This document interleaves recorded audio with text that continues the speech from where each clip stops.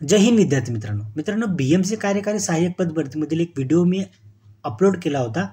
त्यामध्ये मी जीकेचं काय यावर जेव्हा मी विद्यार्थ्यांना सांगितलं आणि त्यांना सांगितलं की BMC जी डायरी आहे मी तुम्हाला आपल्या डिस्क्रिप्शन बॉक्समध्ये लिंक दिली आहे, ती नाहीतर तुम्ही आपला जो ग्रुप आहे WhatsAppचा त्याच्यावर जाऊन तुम्ही ते डाउनलोड करून घ्या. काही विद्यार्थ्यांना ती जी डायरी आहे ती त्यांना मिळत नाहीये किंवा त्या विद्यार्थ्यांना त्यापर्यंत पोहोचता येत नाहीये. म्हणून काही विद्यार्थ्यांनी मला असं सांगितलं की सर तुम्ही ती डायरी आमच्यापर्यंत पोहोचवा, जेणेकरून ती डायरी कशी दिसते किंवा ते बृहन्मुंबई महानगरपालिकेची नागरी दैनंदिन 2024 ही जी डायरी आहे ती जर तुम्ही वाचून गेलात विद्यार्थी मित्रांनो, तर BMC मधून येणारे जे जीकेचे क्वेश्चन आहेत ते तुम्हाला यातून टॅकल होऊन जातील. मी प्रथमच तुम्हाला सांगितलं आहे की मराठी, इंग्लिश, रिझनिंग तुमचं बेस्ट पाहिजेच. मात्र त्याच्यासोबत जर हे तुम्ही केलं तर तुम्हाला त्याचा बेनिफिट खूप जास्त होऊ शकतो. आता ती डायरी कशी आहे ते आपण पाहूयात. जास्त मी टाईमपास करणार नाही, तेही तुम्हाला माहिती आहे. आता आपण आपल्या व्हिडिओला डायरेक्ट स्टार्ट करूयात. परंतु जे विद्यार्थी नवीन असतील त्यांनी लवकरात लवकर आपल्या चॅनलला सबस्क्राईब करायचं आहे, जेणेकरून त्यांना आपल्या चॅनलवरचे जे अपडेट असतील ते त्यांना वेळोवेळी मिळत असतील. चला विद्यार्थी मित्रांनो, आपल्या व्हिडिओला स्टार्ट करूयात. आपला व्हिडिओ असा असणार आहे की जीकेसाठी मागच्या व्हिडिओमध्ये मी तुम्हाला सांगितलं की बृहन्मुंबई महानगरपालिकेची जी डायरी आहे ती तुम्ही वाचून जा. तिथून तुम्हाला 10 ते 12 क्वेश्चन जे आहेत, म्हणजे 10 ते 12 क्वेश्चनची जी संख्या आहे ते तिथून तुम्हाला टॅकल होऊन जाईल. आणि 2023-2024 मधून जे तुमचे क्वेश्चन येत आहे ते सुद्धा तिथून टॅकल होण्याचे मार्गच असतील किंवा तुम्हाला ते वेगळ्या याच्यातून वाचावे लागतील किंवा दैनंदिन जे आपले न्यूजपेपर येतात त्याच्यातून ते तुम्हाला कव्हर करावे लागतील. मग आता विद्यार्थी मित्रांनो, जी डायरी आहे ती तुम्हाला मी दाखवतो. हे बघा विद्यार्थी मित्रांनो, बृहन्मुंबई महानगरपालिका नागरी दैनंदिन 2024 ही जी डायरी आहे विद्यार्थी मित्रांनो, ही डायरी तुम्ही वाचून जावा असं मला वाटतं. वार्षिक प्रकाशन 36वे जनसंपर्क विभाग बृहन्मुंबई महानगरपालिका. हे बघा, आता हे संपूर्ण वाचताना भरपूर महत्त्वाचं काही विद्यार्थ्यांना समजत नाही की ही डायरी कुठून वाचायची, कारण डायरी त्यांच्याकडे आहे. मात्र हे जे पेजेस आहेत ते 137 पेज आहेत, ते वाचायचे कसे. मग विद्यार्थ्यांना मी तुमच्यासाठी ते घेऊन आलो आहे की शॉर्टमध्ये कसं वाचायचं. डायरेक्ट तुम्ही हे बघा, महानगरपालिकेचे प्रमुख अधिकारी, खाते प्रमुख, हे तुमची इंडेक्स आहे. महत्त्वाचे नागरिक संपर्क, सार्वजनिक सुट्ट्या, करमणुकीच्या महापौर निधी, महत्त्वाच्या नोंदी, नागरी सेवा सुविधा विषयक हेल्पलाईन, संपूर्ण या गोष्टी तुमच्या कामाच्या नाही आहेत. मग तुमचं कामाचं डायरेक्ट जे आहे ते तुमचं जे 61 पेज आहे, डायरेक्ट तुम्ही 61 ते 67 पेजवर यायचं आहे. डायरेक्ट 60, हे बघा मी आता हे जे पेज आहे ते आलो डायरेक्ट 67-68 वर. इथून तुम्हाला डायरेक्ट क्वेश्चन येऊ शकतात. आता काही जे क्वेश्चन आहेत, आता बघा, the municipal cooperative bank limited Mumbai. आता बँक, आता या बँकेवर सुद्धा तुम्हाला क्वेश्चन आलेला आहे. ते क्वेश्चन डायरेक्ट इथून आलेलं आहे. आता बघा, जेव्हा आपण वाचू तर बघा, महानगरपालिका किंवा महानगरपालिका कर्मचारी आर्थिक स्थितीत सुधारणा करण्याच्या उद्देशाने 1952 मध्ये जी या संस्थेची स्थापना झाली. आता हे तुम्हाला वाचणं गरजेचं आहे की याची संस्था, ही जी संस्था आहे BMCचे जे कार्य, म्हणजे BMC जे काम करतात त्यांच्यासाठी एक बँक आहे, तिचं नाव आहे the municipal cooperative bank limited Mumbai. आता त्याची सुरुवात जी आहे ती 1952 मध्ये झाली. मग त्याच्यासाठी महत्त्वाचं म्हणजे काय, तर महानगरपालिकेमध्ये कर्मचाऱ्यापुरताच मर्यादित न ठेवता सर्वसामान्य जनतेसाठी कर्ज वगळता अन्य सर्व बाबींसाठी खुली ठेवण्यात आलेली आहे. असे जे मेन मुद्दे आहेत ते तुम्ही वाचणं गरजेचं आहे. आता तुम्हाला जर क्वेश्चन आला की जी the municipal cooperative bank limited आहे तिचे जे आहेत ती सर्वांसाठी ओपन आहे का, किंवा ती सगळ्यांना कर्ज देते का, तर सगळ्यांना ती कर्ज देत नाही, मात्र सगळ्यांसाठी ती ओपन आहे. असे संपूर्ण क्वेश्चन तुमच्या या BMC डायरीमधून तुमचे जे आहेत ते क्लिअर होऊन जातील. भरपूर चांगली ही, म्हणजे ही जी डायरी आहे किंवा BMCची जी इन्फॉर्मेशन आहे ती तुम्हाला इथून उपलब्ध होऊन जाईल.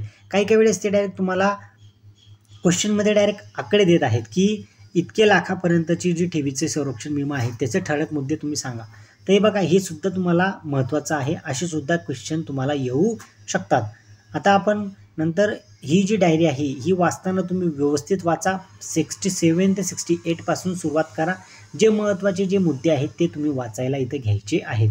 आता काही वेळेस ते तुम्हाला विचारतात की 2023-24 मधले ते दक्षिणेकडचे खासदार कोण, त्याचा सुद्धा इथे त्यांनी इथं जे आहे त्याचा उल्लेख केलेला आहे, ते मी तुम्हाला दाखवतो.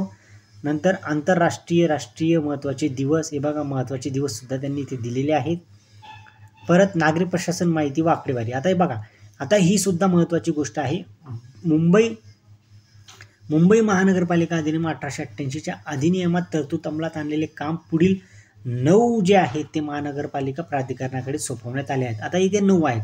पहिला आहे महानगरपालिका स्थायी समिती, सुधार समिती, बृहन्मुंबई वीज पुरवठा आणि परिवहन समिती, शिक्षण समिती, प्रभाग समित्या, महापौर, महानगरपालिका आयुक्त आणि महाव्यवस्थापन बृहन्मुंबई वीज पुरवठा व परिवहन उपक्रमण. याच्यामध्ये तुम्हाला ते त्यांनी कलम दिलेले आहेत की कलम 67 मध्ये. आता जे निरीक्षकमध्ये ज्या विद्यार्थ्यांनी फॉर्म भरला असेल त्यांना सुद्धा ही महत्त्वाची अशी इन्फॉर्मेशन ठरू शकते. इथून भरपूर क्वेश्चन त्यांचे टॅकल होऊन जातील. फक्त तुम्ही ही डायरी जी आहे ती व्यवस्थित वाचा, तुम्हाला ती समजून जाईल. आता कधी कधी असे येतात तुम्हाला की बृहन्मुंबईचा भांडवली जो आत्ताचा जो 2023-24चा जो खर्च आहे किंवा खर्चापेक्षा जास्त जे आहे ते किती आहे, मग तुम्हाला आकडे देऊन देतील की 65 आहे, 66 आहे, 67 आहे, 68 आहे, किती आहे, किती लाखाचा आहे. मग लगेच तुम्हाला माहिती पाहिजे. जर तुम्ही डायरी पाहिली असेल तर तुम्ही लगेच त्याला इझिली सांगू शकतात की त्याचा जो खर्चापेक्षा जास्त प्राप्तीचा जो खर्च आहे तो आहे 65.33. विद्यार्थी मित्रांनो, भरपूर चांगली ही अशी डायरी आहे. त्याचा वाचण्याचा क्रम तुम्हाला समजायला पाहिजे. आता करधारक व संकलन खाते हे सुद्धा महत्त्वाचं आहे. म्हणजे ही पूर्ण डायरीच तुमची महत्त्वाची अशी ठरणार आहे. आता हे मी सगळं तुम्हाला वाचून दाखवत नाही, तुम्हाला मी दाखवण्याचा प्रयत्न केला की वाचायची कशी. कारण काही विद्यार्थ्यांनी समजत नाही आहे की ही डायरी मिळाली जरी तरी त्यांना वाचता येत नाही. आता स्वच्छ भारत अभियान 2.0 याची सुरुवात कधी झाली हे सुद्धा महत्त्वाचं आहे. बृहन्मुंबईच्या बाबतीत हे खूप महत्त्वाचं आहे.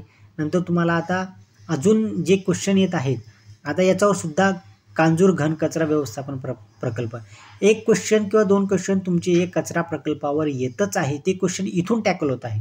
तुम्हाला वाटत असेल की हे क्वेश्चन कुठून येत आहे, तर हे क्वेश्चन सगळे इथूनच येताना दिसत आहे. संपूर्ण महत्त्वाची जी तुमची आता आश्रय योजना कक्ष. आश्रय योजना कक्ष काय आहे?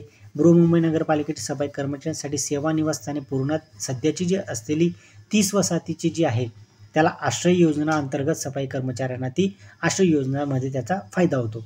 अशा संपूर्ण गोष्टी तुमच्या इथून टॅकल होऊन जातील. चला विद्यार्थ्यांनो, आता मी तुमची रजा घेतो. ही संपूर्ण जी डायरी आहे ती तुम्ही वाचू शकता.